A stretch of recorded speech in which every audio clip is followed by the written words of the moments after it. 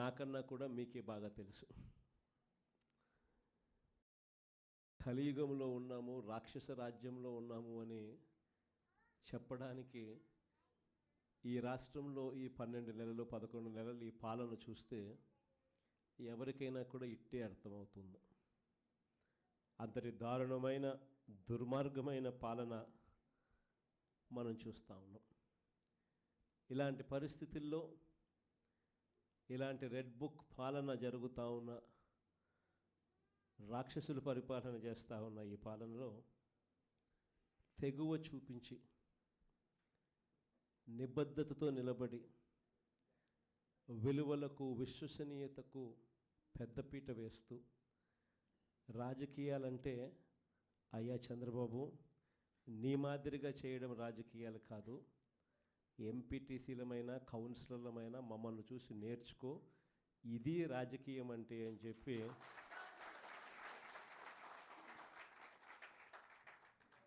విలువలు విశ్వసనీయతకు ఇది అద్దం పట్టే రాజకీయము అని చెప్పి చంద్రబాబు నాయుడు గారికి కూడా చూపించే గొప్ప తెగువతో అందరూ కూడా గొప్ప తెగువ చూపించారు. మీ అందరి తెగువకు, విలువల పట్ల, విశ్వసనీయత పట్ల మీరు చూపించిన నిబద్ధతకు మీ అందరికీ కూడా హ్యాట్స్ ఆఫ్ తెలియజేస్తాను. మన రాజకీయాలకు చంద్రబాబు రాజకీయాలకు మధ్య తేడా ఈ 12 నెలలు ఆయన పాలన చూస్తే చాలా తేడా కనిపిస్తుంది. అసలు రాజకీయాలు అన్నది ఒకవైపున మనల్ని చూసినప్పుడు రాజకీయాలు అటువైపున కనిపిస్తాయి. ఈ 12 నెలలు చంద్రబాబు నాయుడు రాజకీయాలు చూసినప్పుడు రాజకీయాలు ఇటువైపున కనిపిస్తాయి. ఇద్దరి మధ్య తేడా అంత ప్రస్ఫుటంగా కనిపిస్తూ ఉంది. మనమేమో మన రాజకీయ జీవితం అంతా కూడా, మన ప్రస్థానం అంతా కూడా ఎప్పుడూ కూడా ప్రజలు మనకు అధికారం ఇస్తేనే మనం తీసుకున్నాం. దొడ్డిదారిన వెన్నుపోట్లతోనూ మోసాలు చేసి ఏ రోజు కూడా మనం రాజకీయాలు చేయలేదు. మరోవైపున చంద్రబాబు నాయుడు చూస్తే ఆయన ప్రస్థానం అంతా కూడా స్టార్టింగే వెన్నుపోట్లతోనే స్టార్టింగ్.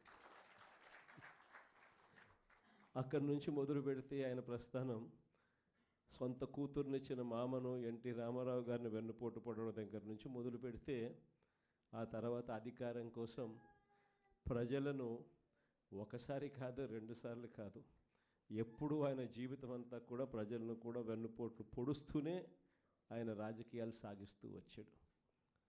ఆశ్చర్యం కలిగించే విధంగా ఇద్దరి మధ్య తేడా కనిపిస్తుంది. కుప్పం మున్సిపాలిటీ నిజంగా ఆశ్చర్యం కలిగించే మున్సిపాలిటీ. చంద్రబాబు నాయుడు గారు ముఖ్యమంత్రి కాకమునుపు ఇక్కడ ప్రజాస్వామ్యబద్ధంగా ఎన్నికలు జరిగితే ప్రజలు ఓట్లు వేస్తే ఈ కుప్పం మున్సిపాలిటీలో 25 వార్డులకు గాను వైఎస్ఆర్సీపీ 19 గెలిచింది. తెలుగుదేశం పార్టీ గెలిచింది కేవలం 6. మరి తెలుగుదేశం పార్టీ గెలిచింది కేవలం 6 అయితే 25లో 19 వైఎస్ఆర్ కాంగ్రెస్ పార్టీ తరపున ప్రజలు ఓట్లేసి వైఎస్ఆర్ కాంగ్రెస్ పార్టీని గెలిపించిన పరిస్థితులు ఉంటే మరి మున్సిపల్ చైర్మన్ ఎవరు కావాలి? వైఎస్ఆర్ కాంగ్రెసే పార్టీ తరపు నుంచే కావాలి కదా. కానీ అక్కడ కూడా దౌర్జన్యాలు, ఏ స్థాయిలోకి దౌర్జన్యాలు ఉన్నాయి అని అంటే ఏకంగా బెదిరించి మున్సిపల్ చైర్మన్ను రాజీనామా చేయించి వాళ్ళ దగ్గర తీసుకోవడం, వాళ్ళ పార్టీలోకి తీసుకోవడం. అంతటితో కూడా ఆగిపోవడం లేదు. చంద్రబాబు నాయుడుకి స్వయంగా ఇది కుప్పము నా మున్సిపాలిటీ, నేను ముఖ్యమంత్రి, నేను రాక్షస సామ్రాజ్యానికి రాజుని, నేను ఒక రాక్షసుడిని, నా కుప్పం నియోజకవర్గంలోనే ఎలా రాక్షస పాలన చేయాలో నేను నేర్పుతాను, రాష్ట్రం అంతా కూడా తెలుగుదేశం వాళ్ళంతా కూడా ఇలానే రాక్షస పాలన చేయండి అని చెప్పి ఇక్కడి నుంచి సంకేతం ఇస్తున్నాడు. ఇచ్చి బలవంతంగా ఈ మున్సిపల్ చైర్పర్సన్ పోస్టు కూడా వీళ్ళే తీసుకున్నారు. నిజంగా ఆశ్చర్యం అనిపిస్తుంది. 6 గెలిచిన మీరు, 19 గెలిచిన మేము, అయినా ఈ కుప్పం మున్సిపాలిటీలో మీరే చైర్మన్ అని చెప్పి మీరంతకు మీరే చెప్పుకుంటూ మీరంతకు మీరే ఒక్కొక్కరికి 50 లక్షలు. ముఖ్యమంత్రిగా ఉన్నావు, నువ్వు చేయాల్సిన పని ఇదే. ప్రజాస్వామ్యం అంటే ఏమిటి అని చెప్పి ప్రజలకు నువ్వు అద్దం పెట్టి చూపించాలి. ప్రజాస్వామ్యం, కాన్స్టిట్యూషన్ ఇది, నేను దానికి రిప్రజెంటేటివ్, నేను ముఖ్యమంత్రిని. కాన్స్టిట్యూషన్ అనేది ఒక బైబిల్ లాంటిది, ఒక ఖురాన్ లాంటిది, ఒక భగవద్గీత లాంటిది. ప్రతి రాజకీయ నాయకుడు ప్రమాణం చేసేటప్పుడు కూడా చెప్తాడు, కాన్స్టిట్యూషన్కి నేను లోబడి ఉంటాను అని కూడా ప్రమాణం చేసి కూడా చెప్తారు. కానీ ముఖ్యమంత్రి అయిన తర్వాత ఆయనే దగ్గరుండి కాన్స్టిట్యూషన్ను తగలబెడతా ఉన్నాడు.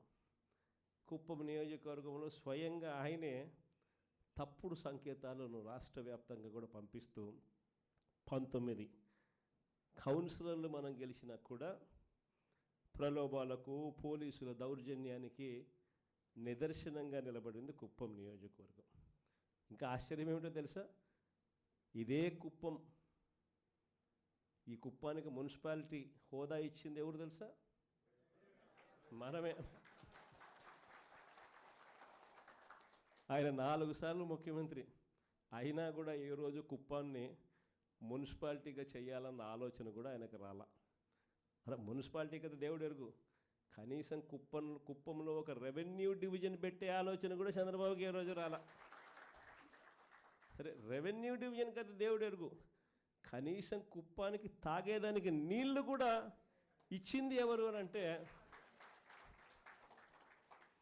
అది కూడా మన హయాంలోనే.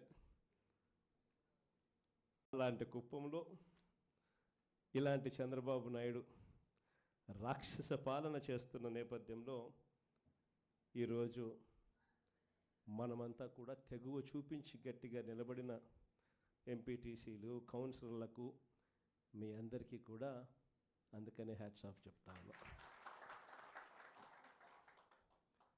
విశాఖపట్నం లాంటి పెద్ద నగరాల్లో ఏం చేస్తూ ఉన్నారు? రూపాయికి ఇడ్లీ వస్తుందో లేదో నాకు తెలియదు, కానీ రూపాయికి చంద్రబాబు నాయుడు గారి హయాంలో తన బినామీలకు మాత్రం 3,000 కోట్ల రూపాయల భూములు మాత్రం ఇస్తారు.